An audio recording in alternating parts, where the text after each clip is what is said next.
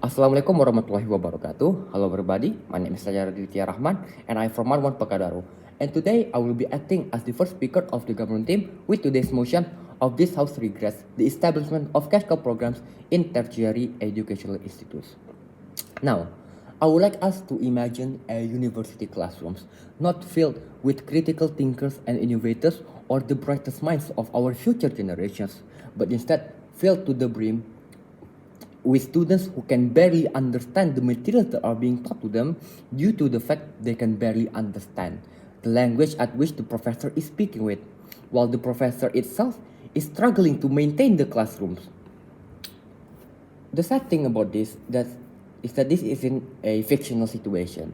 This is the sad reality for many universities around the world, from the UK, from Canada, Australia, and beyond, where suddenly education becomes a marketplace as university begins offering them like commodities, where degree suddenly becomes an item, something that is being sold to, and students are treated as customers, not as learners, which is why I, as the government team, would like to say I am in strong support of these motions.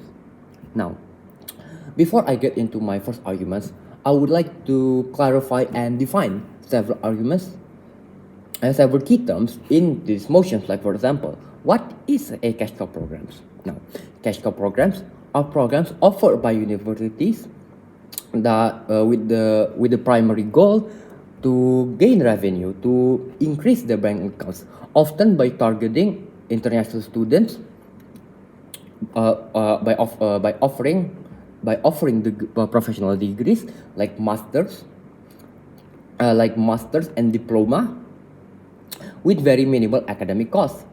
Now, to regret these motions is to recognize the effect and the impact that these cash cow programs have caused upon our society, and to analyze that their creation was a mistake and to amend and fix this mistake that these programs have caused.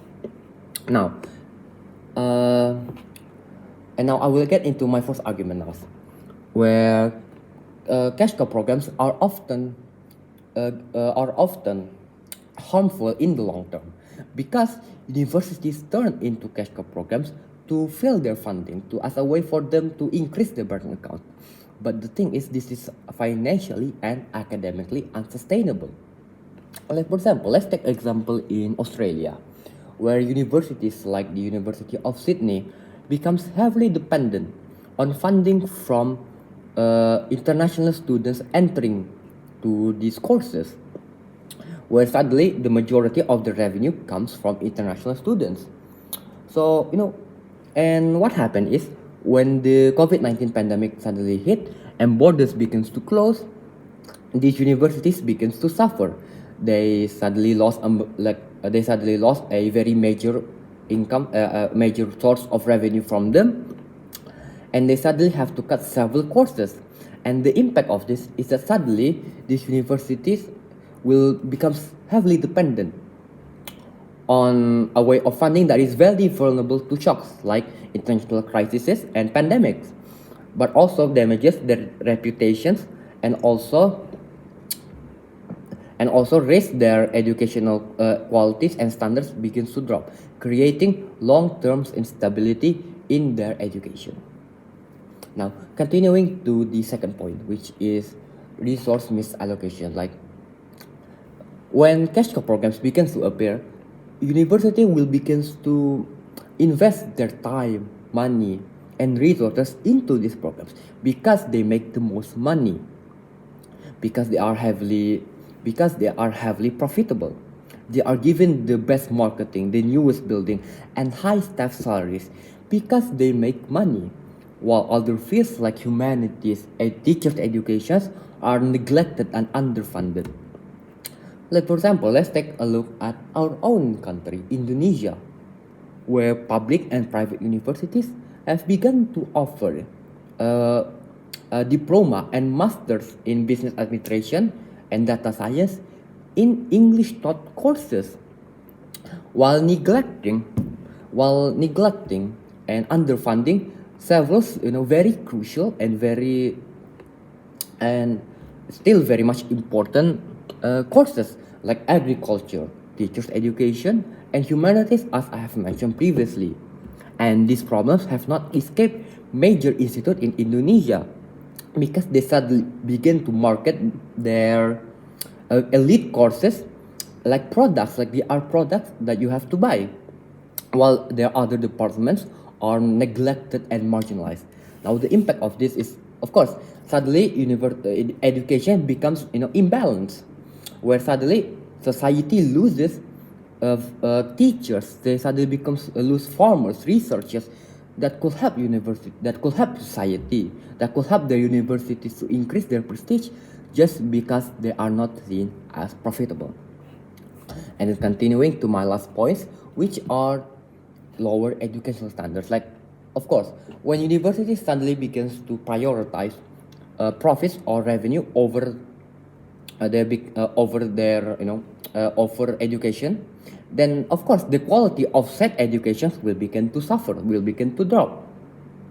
When suddenly university will lower their admission standards to allow for international students to enter, they will inflate the grades to make as if they were very smart students, while in reality they are adequate or even sometimes struggling to understand the courses that are being taught to them, where they are packed into large classes and are given very minimal support when they struggle to understand the materials. Like, for example, in Canada, many institutions were found to admit several students that have very weak English proficiency to enter the programs in the name of profits. In Indonesia, universities have begun to offer fast-track international classes that are often indistinguishable from their regular counterparts. The only difference is the prices, and they usually offer very little or sometimes even no additional academic rigor. And because of this leaves the students underprepared, and their degrees suddenly becomes devalued when they try to find jobs in today's marketplace. Now, the thing is, when people seek higher education like diploma, masters, PhD, and etc., for many they seek higher education not because they want to increase their professionality. They want not because they want to further increase their intelligence, but because they want higher salaries. Because of course, higher education mean higher salary, which is why, to conclude, cash cow programs prioritize profit over purpose, which is why we need to restore the soul of higher education as a place of learning, not earning. Because education is a basic human right that should not be taken away, that should be given, that should be provided by the government to the highest extent. Which is why I would like to say I'm in support of today's motion. Thank you.